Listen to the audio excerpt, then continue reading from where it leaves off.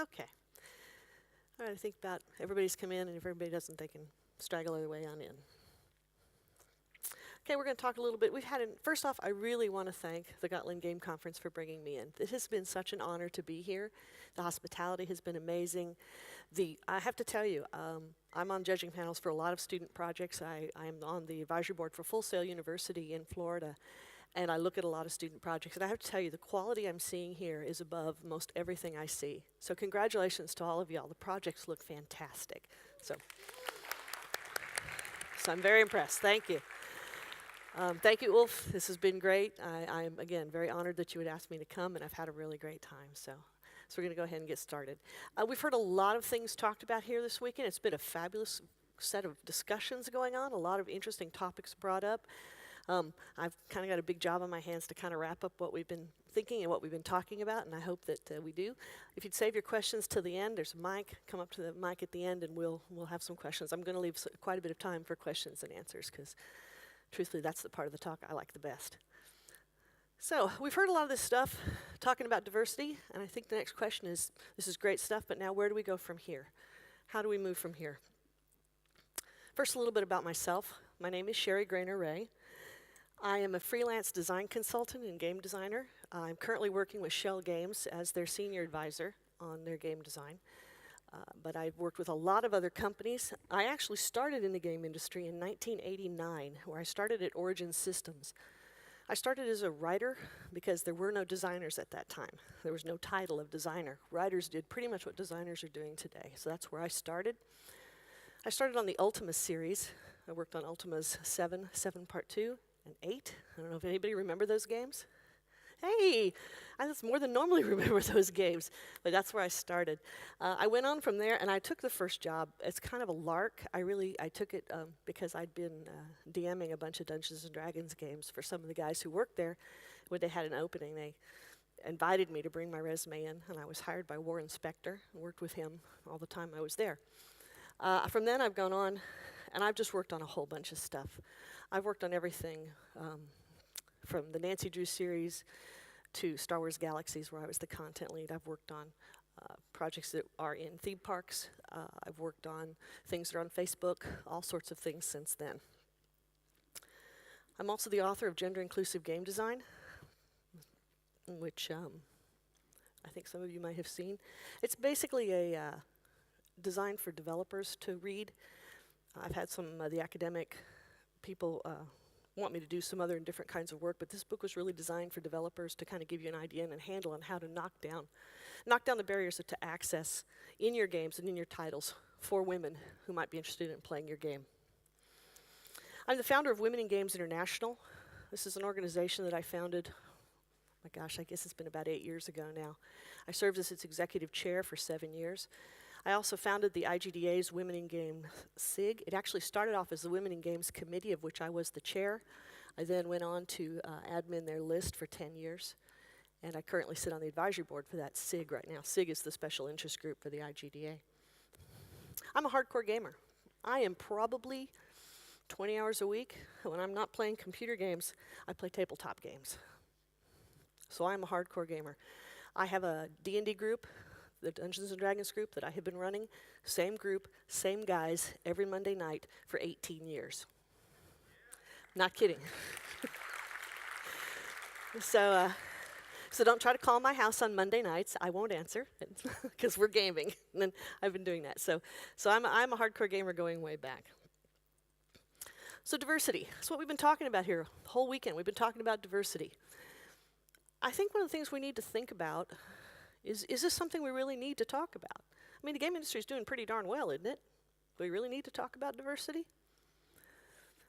I have to tell you, the very first time I went to anything about diversity in the game industry was in 1992. The IGDA had the very first roundtable on girls in games. I was there. There were 6 of us at that roundtable. That went on to become a standing room only roundtable later on in the years, but that's how long this discussion has been going on, formally. It's been going on since then. And we're still talking about it. Yet the industry's doing really well. So I think we need to start thinking about and talking about, do we need to keep talking about this? Why do we need to keep talking about this? And how should we be talking about it? First thing we have to talk about is diversity good? Does diversity, just in and of itself, have any intrinsic value? Is diversity, just on its own, worth talking about? Well, if we were just talking about diversity, then we might have to talk about things like, maybe we need more dumb people in our industry, because we really don't have a whole lot of dumb people. Or maybe we need tall people. I mean, how many tall people do we have versus everybody else? That's something we may need to think about. How about ugly people? Maybe we need some more ugly people. Or, how about people who are in prison? We don't have a lot of people who are in prison who actively work in the game industry or work to make games. So I think you can see that just talking about diversity is probably not where we need to be talking. Instead, probably what we need to be talking about is diversity good for business? This is a very important thing we need to be talking about. And the real interesting thing about this is that the Fortune 500 and Fortune 100, Fortune 1000 companies have had diversity programs in place now for about 25 years. And the really good thing about that is we now have numbers that we can look at that talk about how diversity affects business. I know Tom talked a little bit about this. I've got some more numbers that we can talk about. How is it good for business? What we have found is, according to the Catalyst study, you see across the bottom, companies that have a higher percentage of women on their board of directors have a 35% increase on their return on equity. According to the same report, 34% increase total shareholder return. They also found, this is a really fabulous study. They found that the companies that had the highest percentage of women on their boards had the highest earnings. Now, this is a really funny study because really what they were looking at is they were trying to understand how boards of directors made their decisions, because it was a marketing company, and they thought, if we can look at a board of directors and figure out how they're going to make their decisions, then we know how we can pitch to them so that they'll buy our product. And the side effect they found of this was, when these companies had more women on their board of directors, they made better decisions. Just overall, better business decisions. And these better decisions resulted in higher profits. These are facts. We now know that diverse boards of directors and diversity in their business is better for business all the way around. And of course, like the other Americans that have been up here, I'm going to talk particularly about North American statistics, because again, we think that that's the only statistics that matter, or something like that. But what we know in the United States is that the minority populations are growing. They're growing at a very fast rate. The other thing that we know is between the Asian, the African American, and the Hispanic populations, they control nearly $1 trillion in disposable income. I don't know about y'all, but my company would sure like part of that. It'd be silly not to take part of that money. So, this is the big one. According to Forbes magazine, when they went out and talked to the Fortune 500 companies, the one thing they found when they brought in diverse workforces is that they had a spike and an increase in innovation and creativity. You know what? That's what we live on in our industry. We live on creativity. We live on innovation. It's what we do. And with diversity, we get more of it and better. It's so important. So, what do we know about diversity? We have a better return on investment. We have a better business decision making. With diversity, we open up avenues to new markets that control sizable amounts of disposable income. And diversity is critical to innovation and creativity. So what do you know? Diversity is good for business. Hooray! We finally have real numbers we can point to that say diversity is good for business, particularly good for creative and innovative businesses. That's us. So, where is the game industry today? That doesn't look very good. But the interesting thing is, we know we have a problem. We're talking about it. We've been talking about it for 18 years. We know we have a diversity problem. So we know diversity is good for business. We know it's good for creativity. And we know we've got a problem. So let's see, what is the game industry doing about this problem? Between 2009 and 2012, GDC had no panels on diversity. In 2010, the WIG conference in the UK had to be rescheduled because there weren't enough people coming to it. In 2011, I was told that diversity panels were old news and the big conferences would not accept any. In 2012, we had a speaker at GDC that got up and spoke specifically minority groups, but specifically women groups like Women in Games International were not necessary and were not needed and were actually destructive. Of course, 2013, we had the One Reason Why, Anita Sorkinson, and all that mess.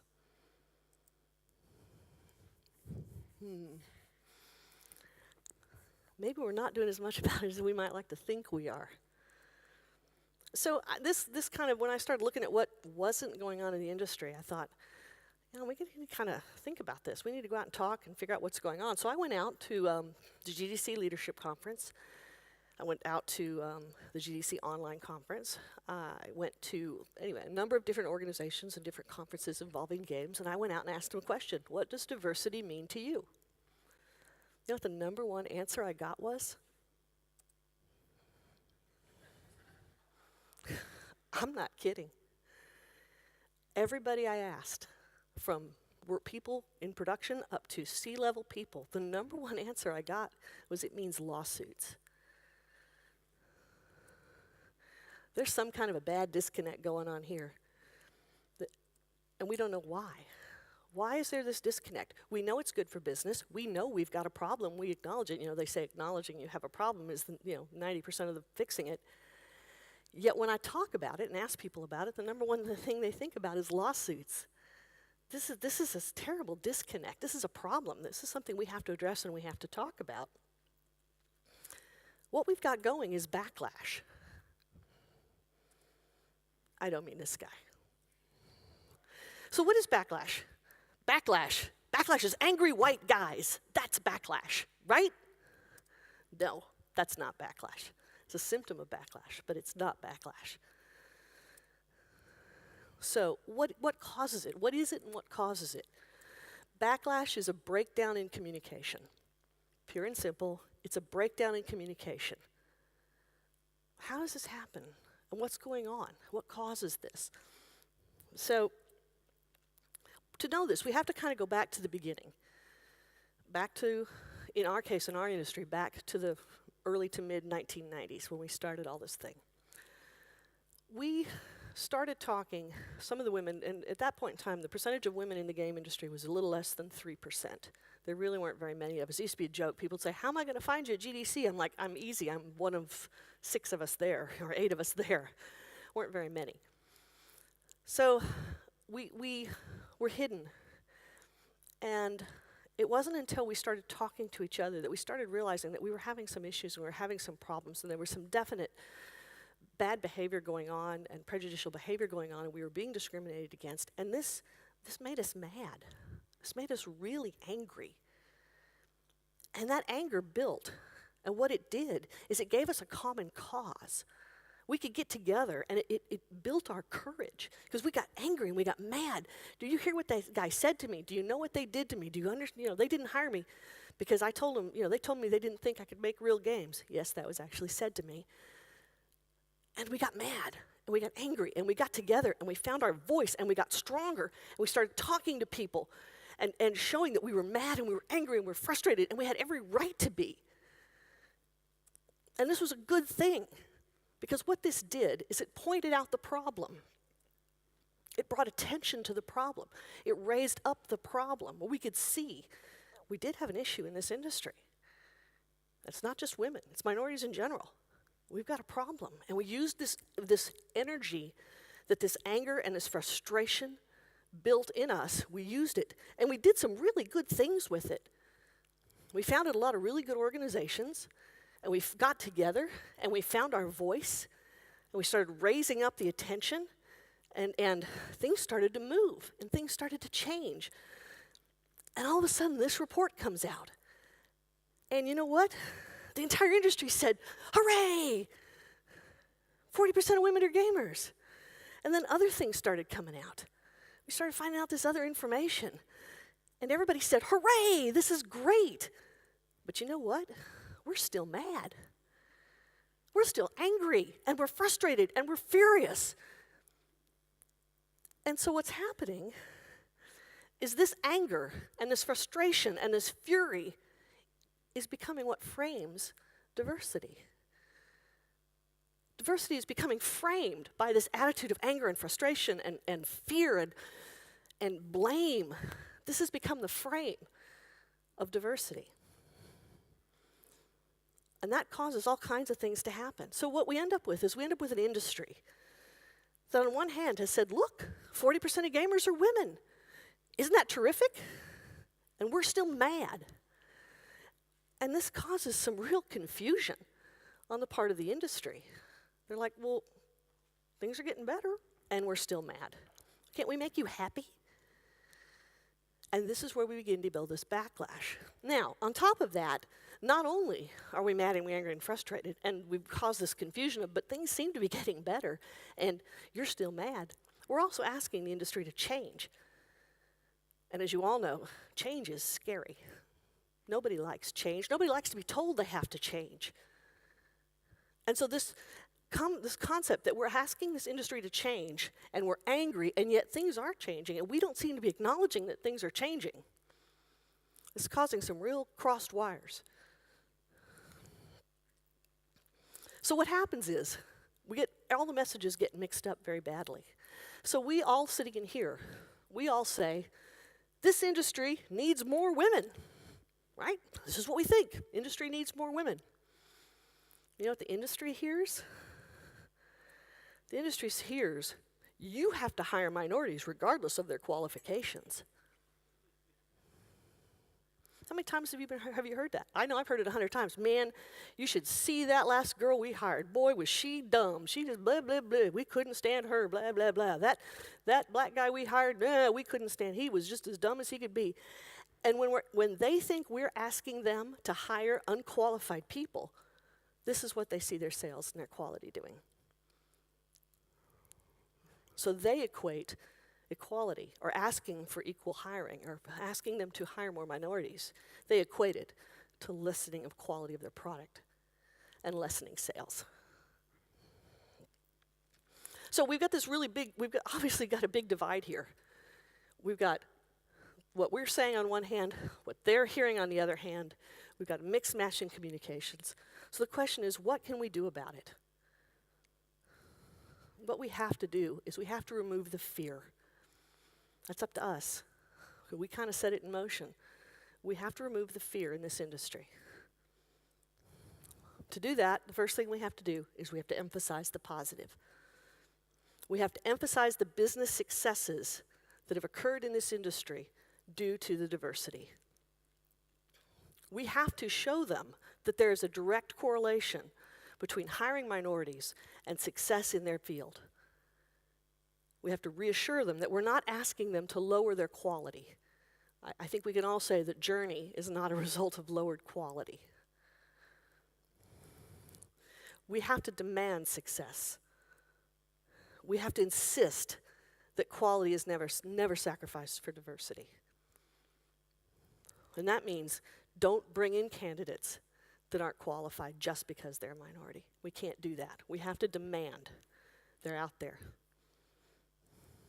So, these sound like really big, huge ideas. What can I do? What can each of you do? Every one of you sitting in here. Every one of you sitting in here is a key to solving this and key to moving this whole thing forward. You have to be positive. You have to be visible. And you have to be responsible. What do I mean by that? Be positive. Okay, this is my new shtick. We have to stop telling horror stories. We heard it yesterday. We don't want to see that picture of Anita anymore. We have to stop it. We have to stop telling horror stories.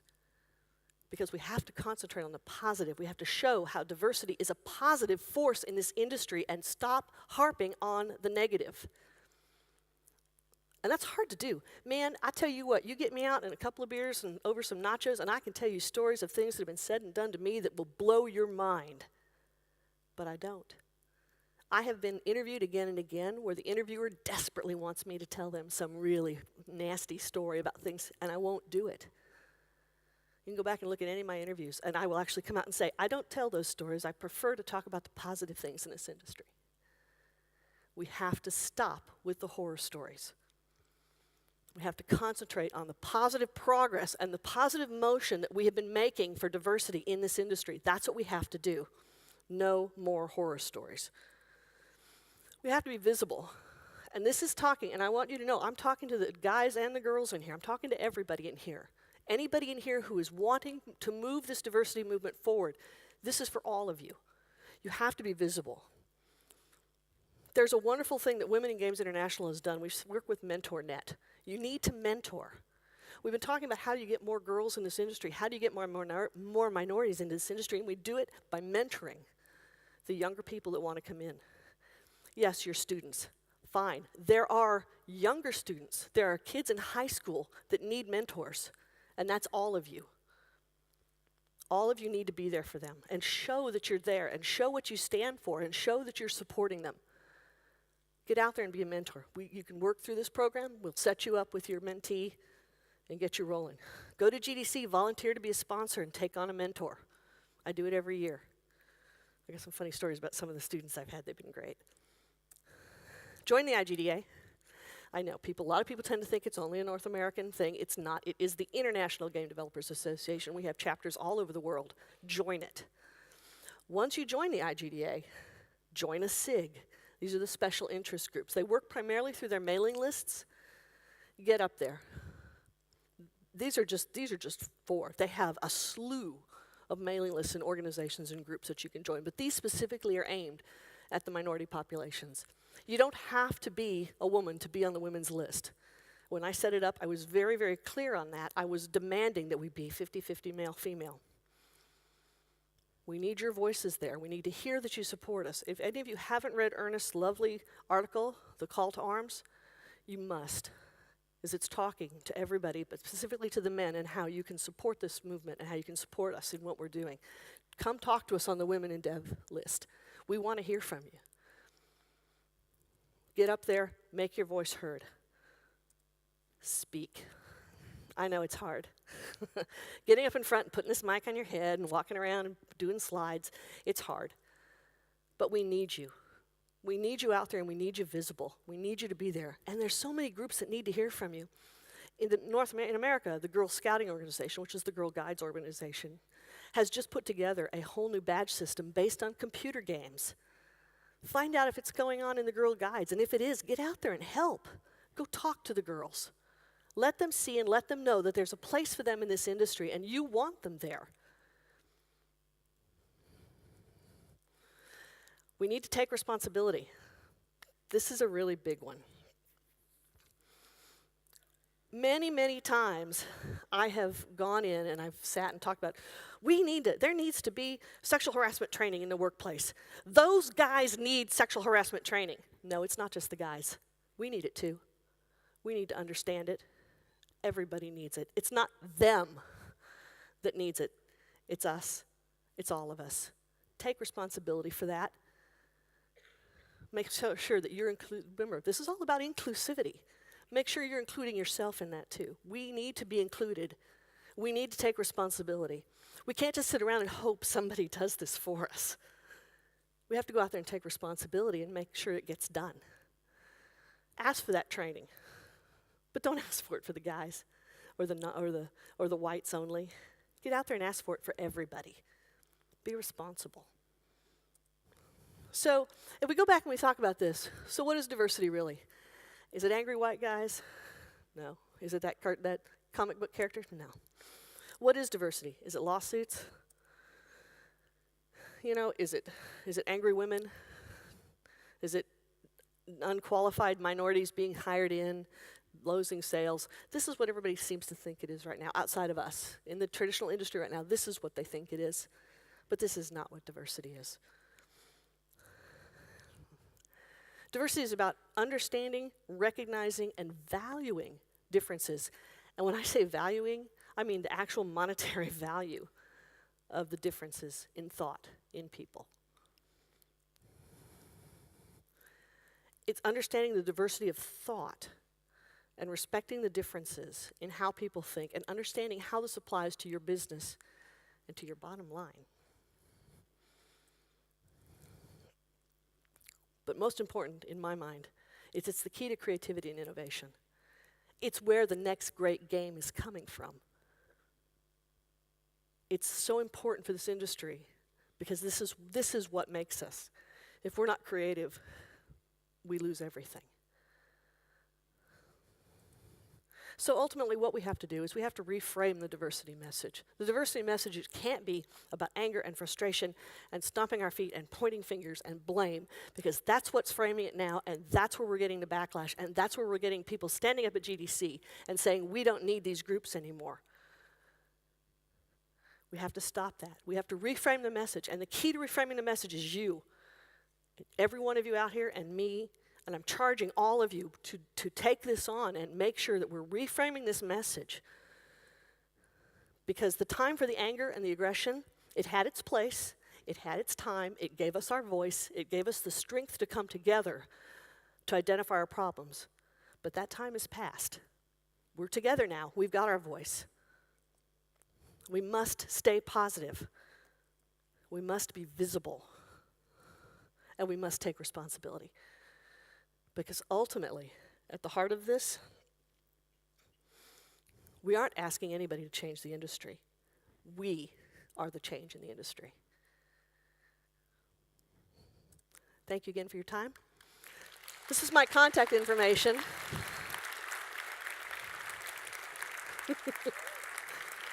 Thank you.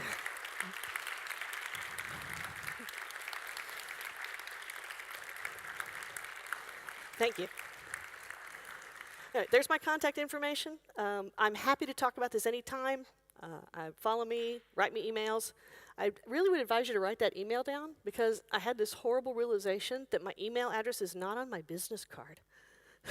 How did that happen? I don't know. So write that down. Anyway, yeah, questions. Happy to take questions. Yeah, hi. Absolutely fantastic talk. Thank you. Really amazing. And I didn't really have much of questions, much as during these 2 days, it's been quite mind-opening to me. I have Asperger's syndrome, and that basically for me meant that a lot of the things that normal people experience growing up, maturing, going through the teens and everything like that. It has basically come to me in the last 5 years, and basically I have such a different worldview. At least that's what it feels like from people that grew up, experiencing everything normally again, and that every person is a beautiful person, and it doesn't matter about gender, race, sexuality, what they look like. I have prejudices. I won't deny that. Sure, we all do. But I can't really. I'm so confused by how people can be so angry at each other for no reason. I can't understand why people hate each other or say hateful things to each other just because they're different. Because to me, differences are what makes the world so incredibly beautiful. Absolutely. And as I said, it's the bottom line. It's what we need, is we need that diversity. Absolutely. And so I would tell you, get up and tell people.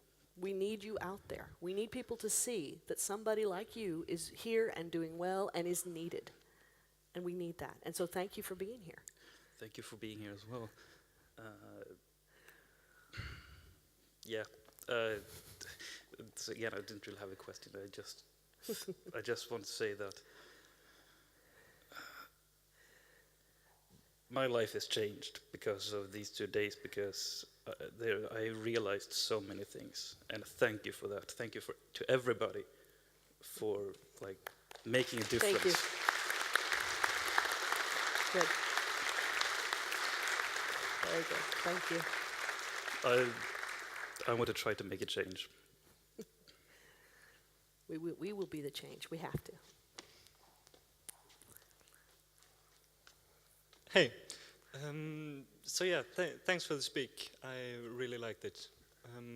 So I'm a first-year student here at the university, and you talked about horror stories earlier, and I think it's safe to say that we have been fed a lot of horror stories about this industry from our teachers. Yep. But my question really is, isn't the horror stories really what's fair to tell us, who you are bringing into this industry? I think there's a place and a time for horror stories, and I think they can be done in very careful manner with students, particularly regarding horror stories, regarding quality of life issues within the industry, crunch time, things like that. But the horror stories I'm talking about are those that are discriminatory and gender issues, things that are said to me that may not be said to you. And really where I don't want them being told is to people outside and to people in interviews.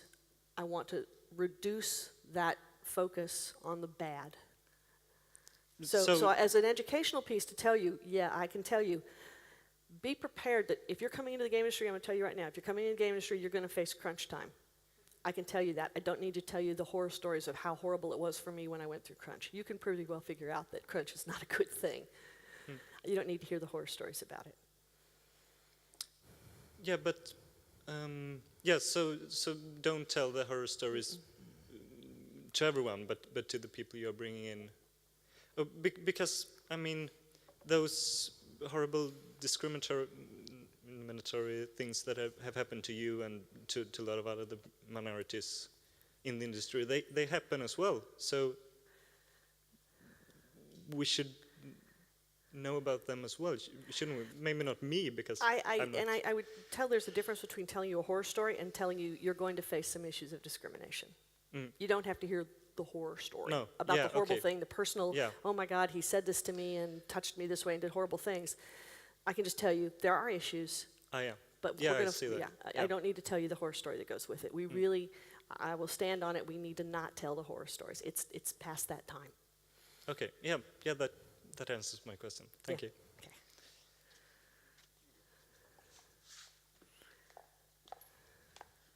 So, great talk. Thank you very much. Sorry, my shoes are loud as I was walking over. Right. Oh, darn these. So you talked, kind of to piggyback on that last question, and you mentioned the one reason why thing. Can you kind of address your feelings on the whole one reason why Twitter deal? Because I remember watching that go by thinking that it was overwhelmingly negative. One reason why it was an amazing phenomenon. One reason why it was so powerful and so strong, I had people calling me in the middle of the night to tell me more about it, waking me up saying, Sheri, you have to see this. It was an interesting phenomena. You will notice that I didn't post to it, but instead I went to the one reason to be. The good thing about one reason why is it spawned one reason to be. And that was very, very positive and concerted effort where myself and several of the others said, all right, turn it to the positive. Again, it was an upswelling of the horror stories. Yes, it was. It did bring some more attention onto it, but mostly what I was glad we did is we took it and turned it to the positive of one reason to be.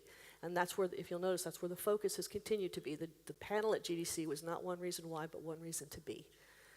And so, yeah, that came out of it. Great, thanks.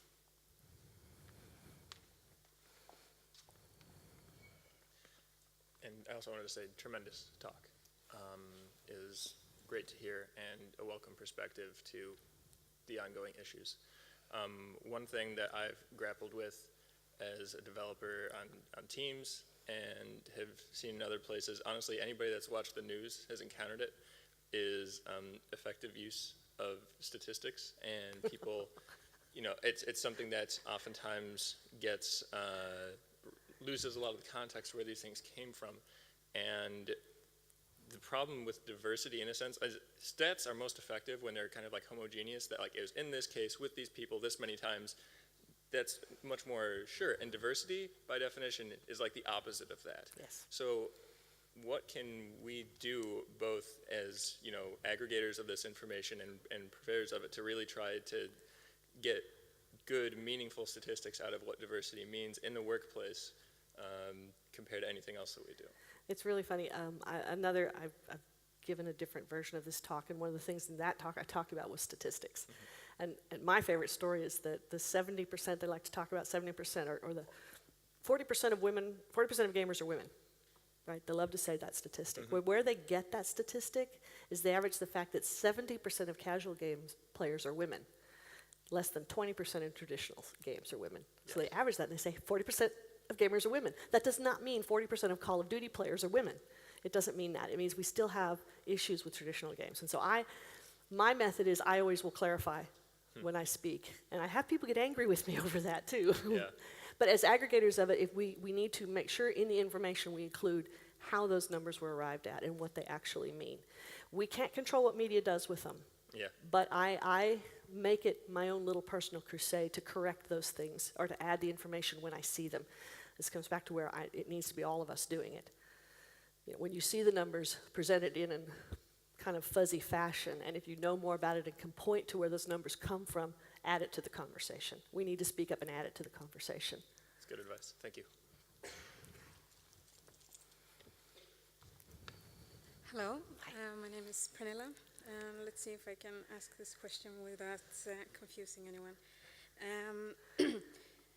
I want to ask you, as both a developer and someone who participates in events like this, come and speak about diversity and equality and stuff like that, and also someone who works with bringing minorities into the industry. I want to ask you, how do we communicate to our consumers without just preaching to the choir in a place like this where a lot of us agree with what you're saying? How do we communicate to our consumers that this diversity is something good? Because I see a lot of exclusion within games, like for example all female events and stuff like that. Isn't that kind of excluding the male gamers and stuff like that? And wouldn't it be better if we played together? Exactly. And I'm glad you asked that question. We currently are putting together a new conference in Austin called Captivate, and it's designed to bring together the film and the music and the game industry, which are all very active in Austin. And the gal who is putting the conference together and I sat down and talked 2 weeks ago. And one of the things we decided to do is we were going to have one panel specifically addressing diversity, but what we were going to do is we were going to make sure every single panel at that conference was 50-50 in minority, non-minority. Every single panel. Because what we really need to do is we need to make it common for the traditional industry to start to see this integration in the business place, not just in panels about diversity. That's what I've seen, is that I've started seeing that, I'll do the talk on diversity and I'll look out there at the game industry and look, every woman at the conference is in this talk. But where are all the guys? And so what we're trying to do is we're making sure we're integrating the presence of minorities in everything. And as what y'all can do with that is you can start to step up and volunteer. If you see a conference going on or you see the ability, something about games going on, volunteer and be there. Be there to be seen. The most important thing is that you're there to be seen. And so this is what we need to do, and we need to step up to that and volunteer for it and push to make ourselves seen in every aspect, not just diversity panels. Exactly. Thank you. I think if it becomes that common, maybe it will trickle down to our consumers as well. Thank you. Yep. Thank you. Hi. You said that those 40% were divided between 75% women in casual games and 20% in Traditional. traditional games. Why don't people talk about bringing more men into the casual games then? They should. They absolutely should. Think about how much bigger their market would be. Yes, they should. That's not the field I'm in at the moment, but they should. But what I don't want them to do is try to shoehorn traditional games into the casual game market. It doesn't work. It's going to take exploration to define what the male market wants in casual games. That's a whole area that is open for exploration right now, and I'd love to see somebody looking at that. I'd love to see it. Are you ready? Let's do it. I'm ready. No more questions? Anything? Okay. Well, thank you all very much. Again, thank you for having me. I've had a great time.